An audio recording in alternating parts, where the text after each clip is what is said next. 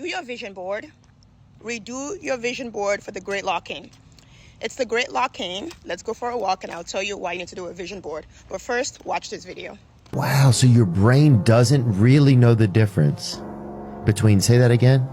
Between something that happened in real life or something that you strongly visualize. So you could create enough of a visualization for yourself if you really were to powerfully start to focus on it and do that and build that ability to visualize something that your brain at one point would have to think it's so true that the world would meet you and put it into your life. I love the way you put that. Wow. Honestly, it reminds me of this college friend I had who we all labeled a pathological liar, but was she really a pathological liar or a very strong visualizer? Like she can visualize anything.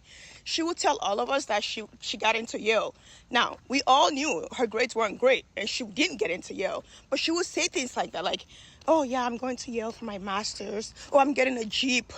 You know, I got it. My mom bought me a Jeep last week, but her parents didn't have money. So we're like, how did they get you a brand new Jeep? Like, I'm driving a Kia, like how? But then everything she said she already lied about, she ended up doing it anyway. She did go to Yale eventually. She did get a Jeep, a black, matte, brand new Jeep at the time that none of us could afford. And I think it's because one or two things. She had the society pressure for it to happen because she already told everybody it happened. And two, because in her mind, it was not a lie. It had happened. So he had no choice but for it to come into fruition. Now let's bring this back to vision boards and visualization.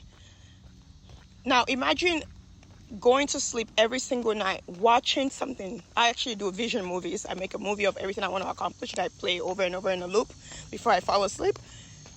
It has no choice for it to come into fruition. If you stare at it long enough and you look at it long enough and it's sitting in your subconscious and right in theta waves before you fall asleep, it has to come into fruition. That's neuroplasticity. That's not woo-woo. And this is why I keep saying stop doom scrolling, because whatever you watch right before sleep or whatever you see right before your sleep will imprint the hardest on your subconscious. It has no choice but to come into fruition. So if you want to make a strong vision board that you can stare at least for 5 minutes before you fall asleep, cut off everything, like from Pinterest, cut it up, put it on a board, but take it a step further and print out pictures of your face and put your face on everything. So it's not just like you're aspiring for that other person's life. It's your life. You know what I mean? Put your face on those pictures that you found on Pinterest and stare at it every night before you fall asleep. Your brain cannot tell the difference between something that you highly visualize or you watch and if it happened to you in real life. I've said this before. If you watch a sad movie and you cry, your brain thinks what you watch in that movie happened to you. So imagine if it thinks that, how powerful our minds are and how we can utilize that towards success.